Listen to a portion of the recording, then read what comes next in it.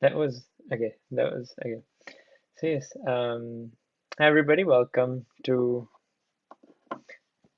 another discourse. This is another day two, you can say, even though it's a week after we're recording this.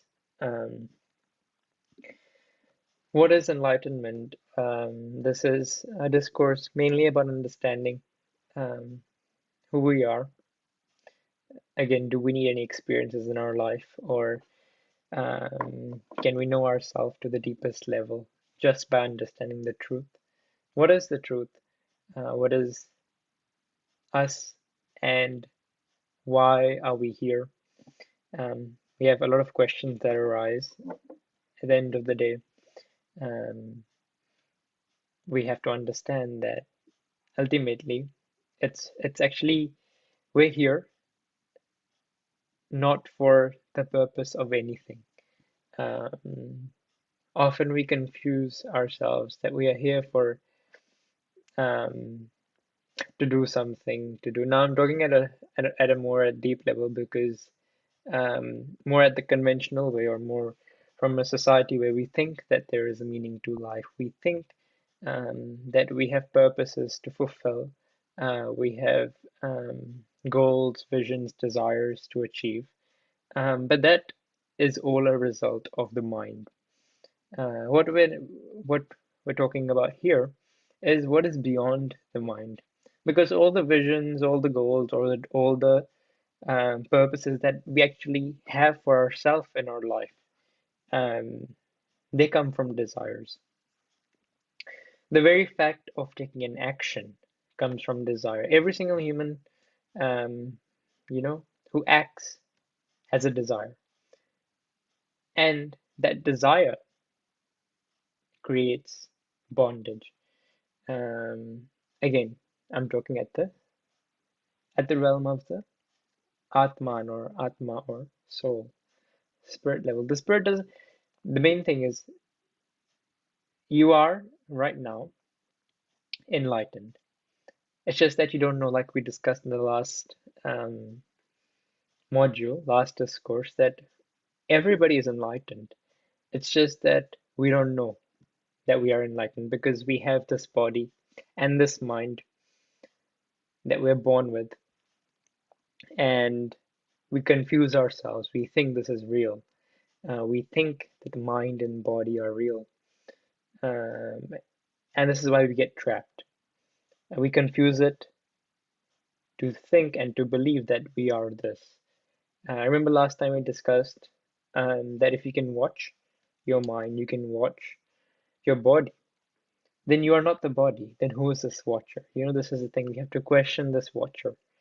Uh, you can watch your mind. You can watch your body. So does that mean that you are the body and the mind? No, because you are the watcher. You can watch it. You're separate, yet you are one. So again, if um, I give you a glass. If I give you water, I will have to give it to you in a glass. I can't just give you water. I have to give it, you know, there is a mode of transport. So the body and the mind have the basic significance, have the significance of basically understanding who we are. So through the body, so the importance of the body and mind is to come to us, is to come back to us, come back to ourselves, understand ourselves. If we didn't have the mind and body, we wouldn't there would not be any knowledge. And without knowledge there is no truth. And without truth there is no understanding. Without understanding there is no freedom. So we use the mind and body to understand who we are, the real self, what exists and what exists eternally. So coming back to the point of what is enlightenment, it's simply understanding yourself and experiencing the ultimate, um, because there is no self. Self is, you can associate self with the mind. Um, the ultimate is there is no difference. Um,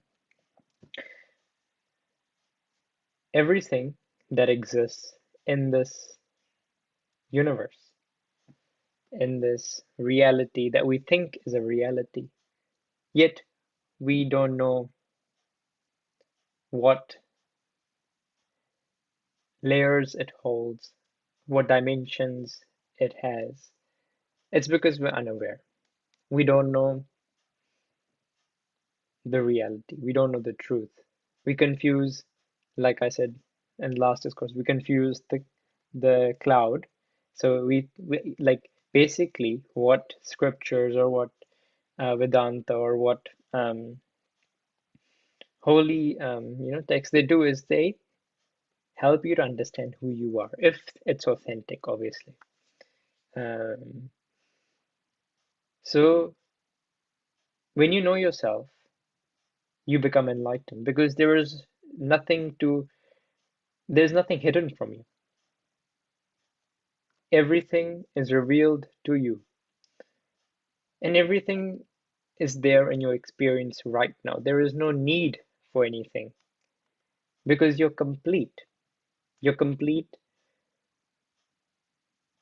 and you don't need your perfection. You don't need anything else. So when you understand this, then there is no suffering because suffering is a result of you having the expectation, having the desire, having the need for something to fulfill something that you want, to fulfill your satisfaction. The reason why we have desires is, and now there's nothing good or bad. Again, we're just understanding who we are. Now, obviously, in the reality, coming back to the body and the mind, obviously, we need to have a vision. Obviously, we need to do the things that is important. But you will do that once you understand. Now, the reason why we're understanding who we are is not for some experiences, is not for anything. It's just that when we know our basic nature, we operate in this world from a more peaceful, from a more compassionate, from a more loving, from a more understanding way. And as a result, the society, the world is benefited. The society and this world is not benefited by by those people who have left and taken sannyas into the Himalayas.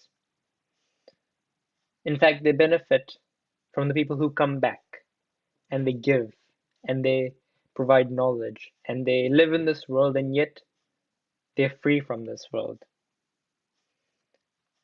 So we have to understand that while living in this world, if we can understand our basic nature, who we are, to the deepest, we will be able to operate as a human being from a more complete way, from a way which we have never ever done before. Our life may change, our life may not change after becoming enlightened. It might be the same, but your actions will change because you now know that what is in me is in every single person, every single living being. So, knowing this, you won't hurt anyone. You won't think bad about anyone because you are them. You won't take actions that harm any person because why would you harm yourself? And again, not at the body level. We're not talking about the body level. I have to keep on mentioning this because we confuse. We are, again, trapped in this body and we want to be free from this body. So you have to clear this understanding that we are not this body.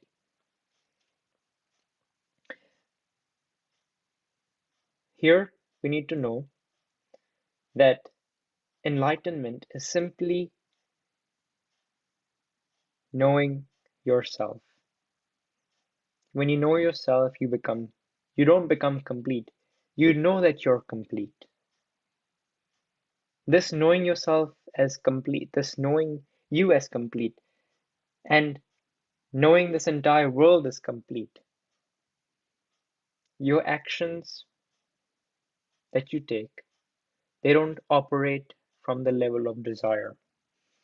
They operate from a level of just doing because it's important. For example, a bee, you know, um, again, I think I used this analogy in the last discourse as well. So a bee is picking the pollen from a flower, right? It doesn't know why it's doing it. It doesn't know what's the purpose, but it's just doing it because it has to. And it's experiencing bliss while doing it. The bee is not afraid of death,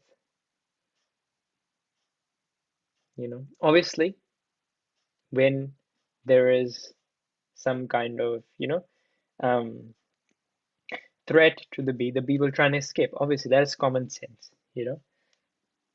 But the bee doesn't operate out of fear that what will happen in the future.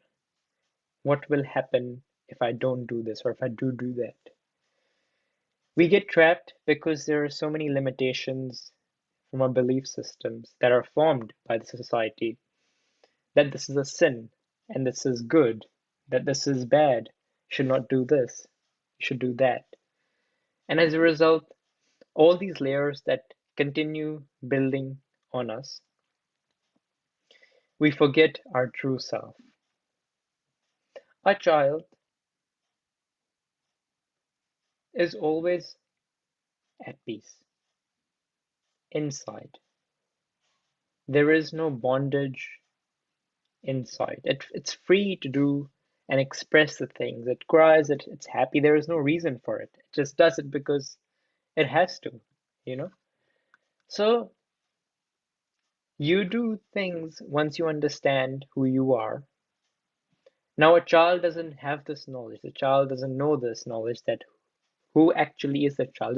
The child is just born and it operates in this world and it sees the things and then it absorbs the knowledge, whatever it's given. And as a result, the actions are manifested into reality. So when you know who you are, you operate out of the very unknowing. You don't know what is happening through you and why it's happening. It's just happening. That's that's basically it. It's just happening. There no one can question your happening. No one can, you know, because all that actually happens in your life and all that people say things to you and do any it won't matter to you because now you know who you are. And this is freedom. When beyond a certain point, you don't need anything. Obviously, like I mentioned in the last discourse, that once you become enlightened, you won't need meditation. It will just fall off. You won't need any requirement for it. Because now you know that you are complete. And what is there to fulfill in you when you are complete? Do you and but before that, before enlightenment, before not knowing who you are, you need to have spiritual practices. You need to obviously meditate so that you can become silent. You can become quiet. You can become at peace so that you can understand yourself, understand who you are. Because when you do, when you know others as well. You can love, you can forgive, you can, and you can do that very easily. It just flows from you. There is no holding back of anything because once the chains break, they break. The chains don't, if you're bonded and if there's chains around you, once they break, they break. There is no well, the chains come back, you know. So once you know the truth, you can't unsee it. You can't unsee it. And as a result, you are free forever. So this is the reality, this is the truth about knowing yourself. That when you do, when you become enlightened, which is knowing yourself, who am I? You are free forever. There is no suffering at all. There may be suffering at, see, we can classify suffering as stress, as pain, as anxiety, as, you know, diseases, as um, sins, whatever, whatever you want to classify. We can classify that. And yes, there is going to be, obviously, we're going to be stressed. Obviously, we're going to have some diseases. It's an obvious thing. But that when you know that you're not the body, that when you know that you're not the mind, it won't affect you deeply. It won't affect you. You will be like, it is what it is. So what can we do? You know, it's not gonna, it's not gonna bother you. That's the main thing. Your problems won't bother you. You'll just be, you'll be okay with everything that is going on, and you will be at inner peace. That is the main thing, inner peace. Often, people around us, they can be, nervous, they can be stressed, they can be in anxiety, but at the inner, in the inner self, they can be at peace, and vice versa. You know, someone may look very peaceful from the outside, yet they are very agitated, irritated, and you know, anxious from within.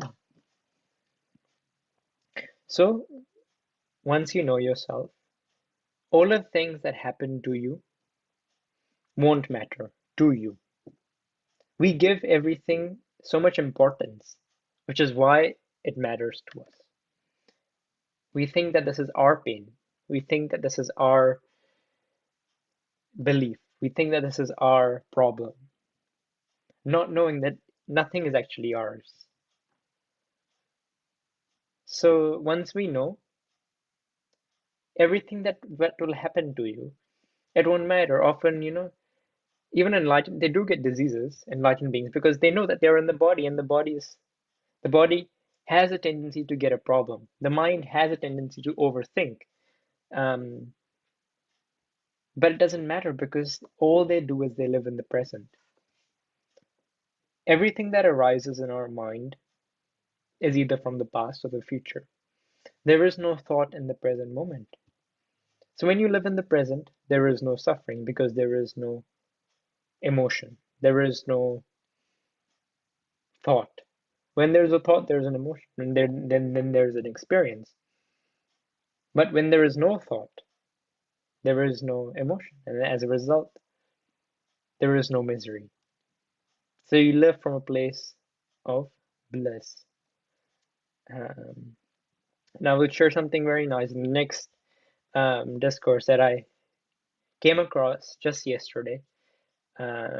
Everything, everything kind of, it flows to you, it comes to you when you're in the right um, understanding of things, when you're getting closer and closer to the truth, the reality. Things get even more clear um, to you. Obviously, everything starts from a question. Without a question, there is no knowledge, and without knowledge, there is no understanding. Without understanding, there is no freedom. So when you question, it's the very start of your knowledge, and that path of the knowledge will lead you to freedom. Freedom you can have right now itself. You are actually free right now. It's just that you don't know. Again, we think that the cloud is the sun, but it's not. The sun exists and it will exist forever. There is no, again, The cloud, we are mistaking the cloud for the sun. The sun exists, but we just don't know because it's covered by a cloud. So we have to understand the sun. The cloud is actually, you can call the cloud as the body and the mind, which are actually an illusion. The cloud has to fade. There's a time limit to the cloud, yet there is no time for the sun. The sun is eternal. Um,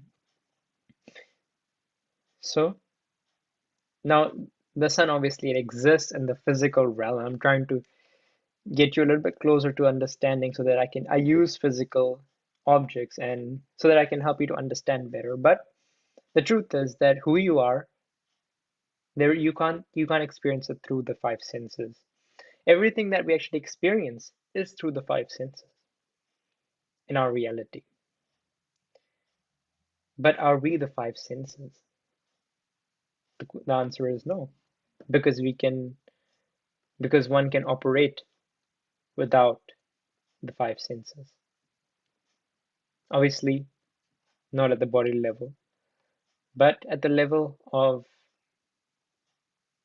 for example, one who cannot speak can still see, or one who cannot, you know, ultimately, we will have the experience of reality when we have the five senses. But if there is some level of disturbance in the five senses, we cannot experience reality to the fullest, right? So, are we these five senses? Are these five senses not attached to the body? Will the five senses go? And the answer is yes. The five senses will dissolve as the body dissolves, right? So, the five senses won't stay. So, is there something that the five senses cannot can is there something that we can experience without the five senses? That is the question. Is there something we can know that we can I can't even use see or hear or touch or feel because again there are five senses. So is there something we can know? Again, that's or experience, just two words I have. No experience without the five senses. And the answer is we have to find out, you know. There is something because obviously five senses are the body. So if we're not the body, then who are we? You know. I'm trying to get you closer to understanding. Again, you are already enlightened. You are already complete. The answer, eh, okay, we'll just say your consciousness, right? Your ultimate consciousness. Now, when you know that, I can say that you know your consciousness. Now what? Now your consciousness is who you actually are. Now, what is that journey of actually realizing that your consciousness? That is the main question because I can say that your consciousness and done. You know, what else? What else is there to actually know? You know, who you are, your consciousness. Now, how are we consciousness? That is the main, the pathway of understanding that we are consciousness. This is the main path that will lead us to freedom because we will know ourselves to the fullest. We'll experience ourselves to the fullest. So when we know that we are consciousness, nothing else but consciousness, we can understand that everything that is happening in our reality is actually happening at the level of energy. The energy that creates this body, this mind, It will change. Energy changes. This body will dissolve. This mind will dissolve. Yet, what stays is who you are, is consciousness. Again, I keep on saying who you are, and then we may identify it as ourselves. Oh my God, I'm going to stay forever. The reality is, yes, you are going to stay forever. You were not born, nor will you ever die. You are eternal forever. There is no end. There is no start. There is no sin, nor there is no good karma for the consciousness. We always think from the body level. We we Yet we need to understand that we use the body and the mind to understand that we are consciousness. When we know to the deepest level that we are consciousness, and you can know when everything starts to make sense in your life, when everything starts to starts to dissolve at an experience level, when you understand that everyone is complete, the suffering that is happening is all just an illusion. There is no truth to it. There is there is no foundation to it. When we know that we are consciousness, there is no difference between the watcher and what is being watched. We are one. Now, you are the watcher, so you have to understand you are. You can watch your mind and body. But the question is, you have to understand, who is this watcher? You are the watcher. So you have to question this watcher. When you know that you are consciousness, everything else that you at the level of needs, that is what needs to be fulfilled. Beyond needs, nothing matters. Because you know that if I have this, if there is a particular desire, suffering will come with it. If I attach, again, emotions are at the mental level again. So you almost become like the laughing Buddha, you know. It's like a river, and you're sitting on the side of the river. Everybody's in the river, and you're watching everybody, you know. And only a few people can actually do that, you know. Everything, because then you will know that everything that is actually happening in the reality is actually just illusion. There's no reality to it. It's actually not real because it will all change. Nothing is real now, you know?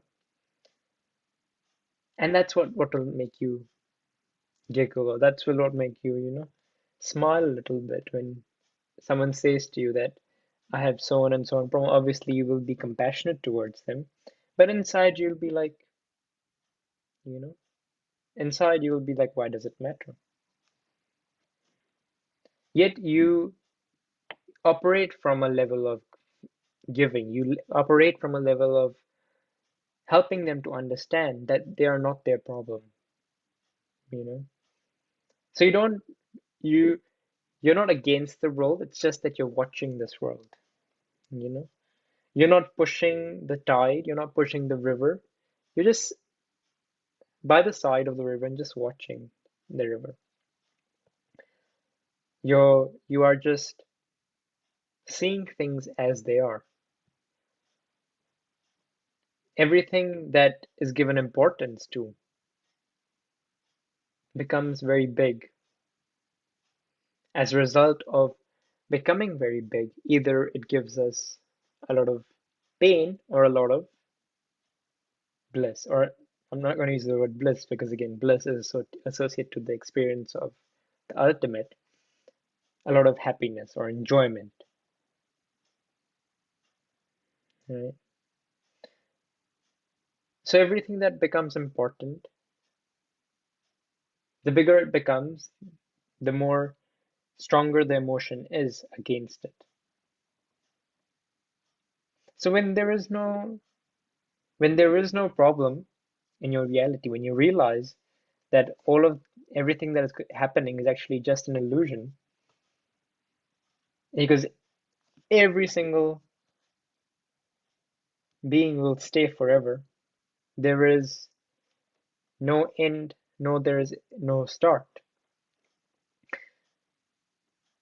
The good and bad, the the rich and poor, everything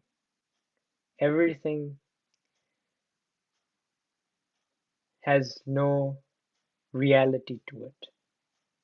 Everything becomes without context when you know that you are complete, that there is no change to be done in you. So slowly we will further discuss and discover who we are, and the next session will cover more, we'll go in depth of really knowing. And really, again, I'll try my best to interact with other people um, from questions so that hopefully we have some sort of awareness that we are what stays, we are the eternal existence. There is no change nor things to be added onto to make it something. So stay with us here. Again, stay with this question like we discussed last time, who we are. And through knowledge, through understanding, you will start eliminating the things that you're not. Once you start doing that, you will come closer and closer to who you are. And your problems will end right then and there. Your mind or your body will no longer bother you. All the reality is that every single person who has problems in their life, and yet we all do, but we identify them as problems. We don't think it's a part of life. We say that, why did this happen to me? This is, I don't want this. I don't like this. This is bad. This shouldn't happen. We never say, it's okay, you know, it's a part of life. The mind has a tendency to overthink. The mind has a tendency to think negative thoughts. It's okay. What more is there than that? Because you're not giving importance. I have this problem, so I don't want this to get bigger. I have this disease. I don't want this to turn into something bad. But the body is the body. The body, if it not managed well, if the mind not managed well, it will get all the things that we think we shouldn't get, you know, not knowing that it is a part of life. It is what it is. There is everything becomes like, once you know everything, you will look at it at a level of ease. There will be a certain level of ease within you. You won't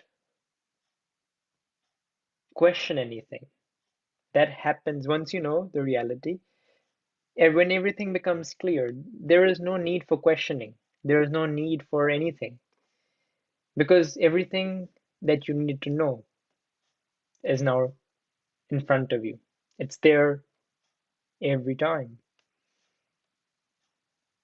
And as a result, all your, you know, um, thoughts, everything becomes clear. So I hope this session again um, helped you in some way to become aware of things that we have in our life that need to be questioned, that need to be understood so that we can become free. So yes, if you have any questions, feel free to ask. Your video won't be recorded, but your voice will be recorded if you do ask a question. So if you want, you can ask your question, and I'm more than happy to answer. I will unmute everybody now. So you can unmute. So I haven't enabled the unmute button, so you can unmute yourself if you wish and ask a question. Or you can also put it in the chat box and you can ask. Um, so next week, yeah, we'll basically, thank you. Next week, we will discuss more again on understanding. Again, there are 7 modules. I have planned 7 modules. I don't know. I clearly don't know what I'm going to discuss next week. It will just come as everything does. Um, and yeah, we will discuss. I don't know what we're going to discuss, but we're going to discuss something. Again, coming closer to who we are.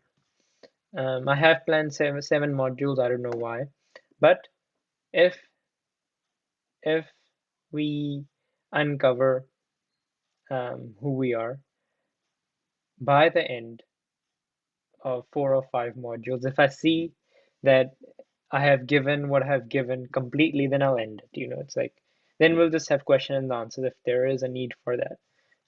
But yeah, here I'm just trying to pace everything out so that everything comes with clarity. It doesn't hit you with one thing and you all of a sudden everything in your life kind of um,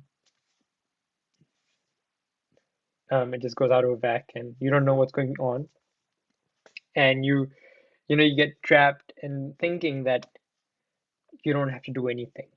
The truth is, once you become enlightened, through your hands, through your body, through your mind, you will operate from a level through which energy that things that need to be done in the society they get done. You can call it, you know, God. God will operate through you. You are God because you're conscious. You are conscious. Again, we'll discuss. Okay, I think that's a good topic to discuss next week. Who God is, what is God. Um, so we'll discuss that next week. And yeah, we will further discuss how God will do a lot of things through you, through your hands, because now you don't identify yourself with the body or mind, just like Arjun, just like all the enlightened beings that come on this planet. They do the things that is important, not for them, for the society, for the knowing, and they don't know why they're doing it. That's the biggest thing. They don't know why they're doing it. There is no desire for creating any big foundation, any big ashram, any big, following. There is no desire for that. It just happens automatically. Um, but yeah, that is the basis of all um, enlightened beings. So we have one question. What do you think about manifestation? Um, and if manifestation works, we can achieve anything we want. What is in destiny then? Anything is pre-written or not? Or can we manifest a specific person and is it right? Very good question. So I'll answer that at the level of the body and the mind. So when it comes to manifestation, yes, it is possible.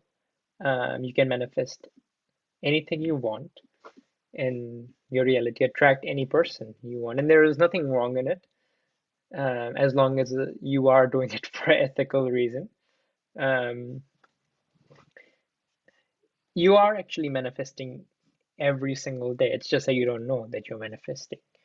Your actions are manifested because of your thoughts, your words, and your thoughts and words are manifested because of your beliefs.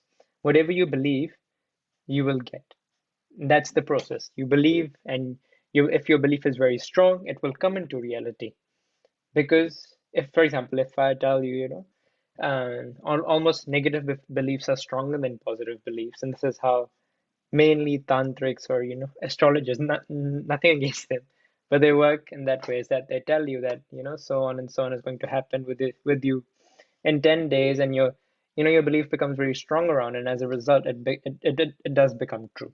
um when even gurus do that nowadays, gurus tell you that, a lot of gurus do tell you that. um so yes, manifestation is possible. If you believe, it will come into reality. Whatever you believe will come into reality. That is the basis. That is the fact that now the manifestation technique that I have used and I use continuously is going to sleep in the wish fulfilled. So this is a technique by Neville Goddard. If you want to search, I'll just type it in for you if you want. Neville, hopefully I spell it right. Neville Goddard. You can search him on. He's not in the body. He's not in the body anymore. But he has contributed a lot in terms of the intricacies and the details of how everything needs to be done to get what you want. If you stick to it, you will get it. I have practiced his um, techniques, and again at the body level. At the body level, now we're coming out of the whole kind of discourse topic. At the body level, everything that you wish comes true when you go to the sleep and the wish fulfilled. So what you have to do is every single day. Now, practice is very important. Commitment is very important. With commitment, everything comes. So if you're committed to going to sleep every single day, and how would you feel when you have achieved, not is achieving, but when you have achieved that particular goal, that particular person that you want to attract, how would you feel when you're with that person? How would you feel when you've achieved a certain level of, um,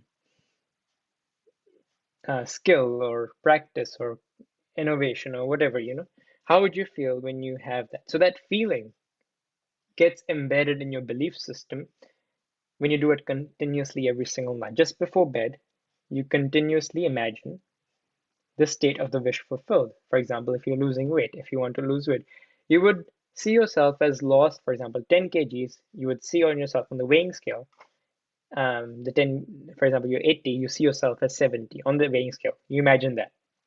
And how would you feel in that imagination? You would tell everybody, you would be very happy. So that feeling becomes embedded in that belief system. That belief system becomes very strong. And within, a couple of days or months or years, whatever you imagined, it comes into reality. So it's all about your belief system. Thank you so much, Vidushi. I really appreciate your comment. And anything is pre-written or not, can we manifest? Um, can we manifest? Yeah. So again, it is what it is. Now, coming back to the spiritual level or the level of the consciousness, um, what's going to happen in your life is is is already there. That's what I'm going to say. Everything that is going to happen in your life is it's already there. It's just that you haven't come into the experience of it. Everything in our reality, it exists. All your desires, all your goals already exist. It's just that you haven't seen it in your reality. You haven't seen it. That's the thing. So whatever is going to happen, it's going to happen. That's how you understand it at the level of the consciousness that there is no need for anything. You are already complete. There is no requirement. But at the level of the mind and body, hopefully I'm not confusing you. At the level of the mind and body, you can get what you want, but what will happen has to happen. It will happen. Now, you don't know what will happen, but all the actions you will take, it will be towards what is already going to happen. So now you, like, hone ko kaun dal sakta hai, it's like that kind of saying. Whatever is going to happen, it's going to happen. You can't change it. But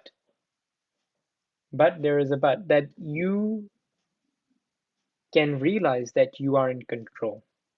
That you can realize that now I'm talking at the mind and body. You can realize that you have the power. You have the power of the belief system. You have the power of thinking.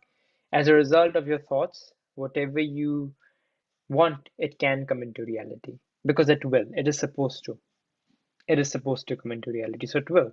But if you don't take any action, you just sit down and say, "Oh, this will come, so why should I take any action? It's just going to happen anyway, so then it won't come." Because that is not the true self. That is not what is supposed to happen.